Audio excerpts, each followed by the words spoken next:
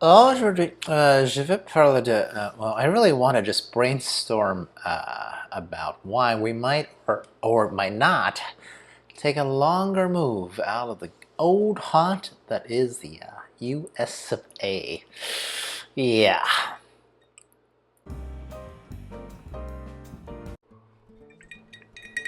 Zempakira. First, I gotta say, I love the USA. I love this country so, so much. I made my bones here. I met my wifey here. I can even say I had fun working for the corporate world for a while. Here.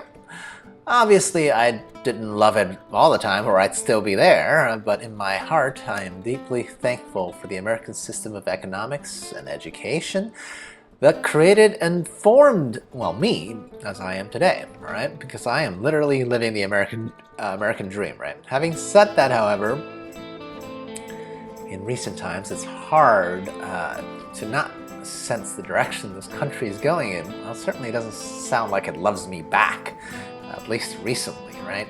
I'll avoid mentioning the orange douche more than once or twice here, because frankly, the dude is exhaustingly insignificant in my estimation, but he's there and his nativist rhetorics, exists. I told my wifey my red line for definitely leaving my beloved USA is simple. If our current great leader is running for the same office again in 3 years, I have to assume our governing system is basically just make-believe and democracy here has completely broken down. In which case, why would I stay in a place that's just itching to kick me out? So this rant isn't about where I'd like to go specifically, but what my arguments are for leaving and also against leaving, and then I'll talk about which way I'm actually leaning. We're not doing anything concrete yet, but even this brainstorming session I'm having, to be honest, with a heavy heart, okay? So anyway, if you're intrigued by what I might say, please subscribe, like, comment, share, all that social media, whatever, buzzwords. Don't worry about it. You can do what you want, because I am rich enough for me, and I'll be great regardless. Okay, so a primary reason to move, I think, are pretty simple.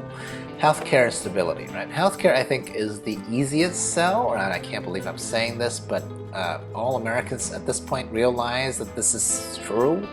Just about in any other remotely developed country, the healthcare cost at the regular people everyday level is just cheaper. I think mostly because for every other country on the planet, local government think of healthcare as, well, a right instead of something to make money off their citizens from, okay? Look, obviously, even in this subject, the US does have some advantages, right? Most would agree this is the place with the literal best healthcare if you've got some major rare issues and also have money. But that's the kicker, right? We are, this household, we're pretty boring medically, are in fairly okay shape. So if anyone should have only everyday issues and don't want to pay an arm or a leg for just that styled coverage, this couple right here would be it. And in terms of stability, I know, there are plenty of places in the world that's also not particularly stable. That's fair. But where we would consider moving to, those places, just a handful of areas that's well connected to the rest of the world, I am absolutely certain I can find relatively safe cities or regions to emigrate to for a year or two, or maybe 3, right? And frankly, as American expats, we also have a pretty easy way out, just in case our choices were incorrect, right? We do have some resources, and all that buys is some peace of mind and the ability to exit on a whim.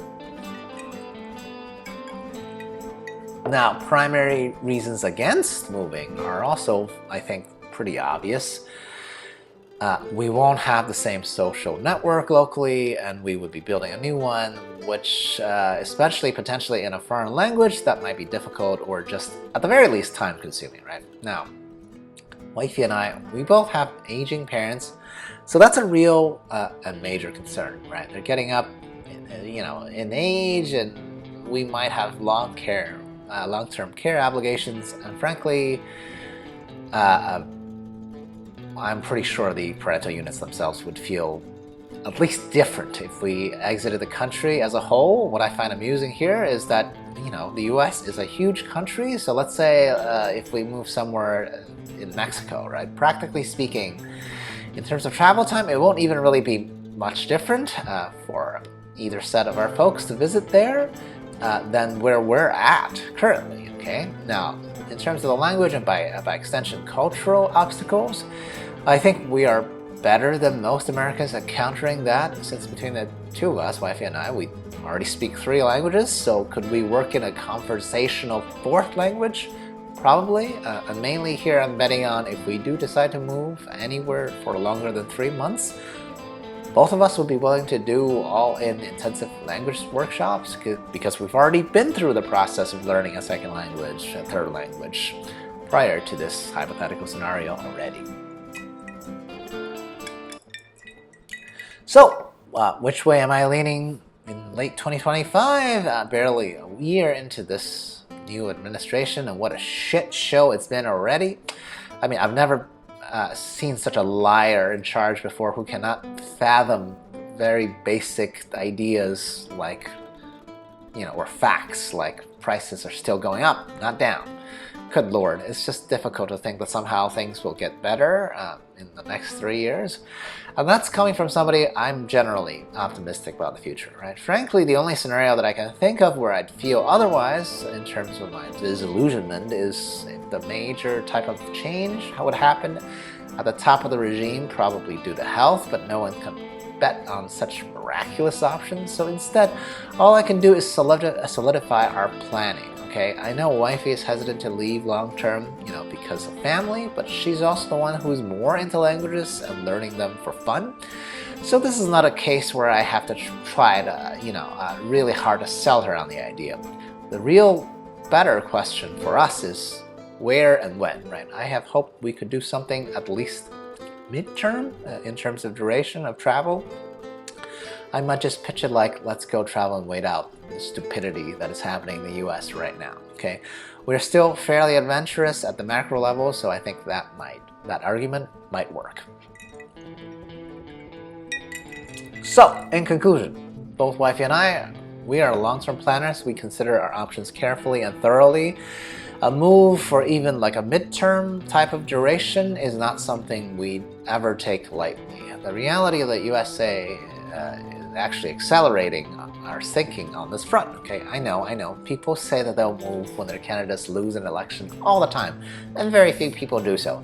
See, that's the difference, right? I have never said that when my guy or gal didn't win, I would move, but I go by what is actually happening. And if democracy crumbles in the greatest country in the world, well, I'm just one dude, and I don't look like the kind of people they seem to want or like here, apparently, okay? So yeah, I'm not gonna go forcefully fight against the tide, especially not if I can ride it out in lots of other places in the world. We've got resources that pretty much makes us welcome pretty much anywhere in the world that's not a dump, okay? So I think we'll be fine. I just hope the US can also recover from this hiccup of shit, to be honest, okay? Am I off my rockers? Feel free to yell at me below. Till next time, cheers.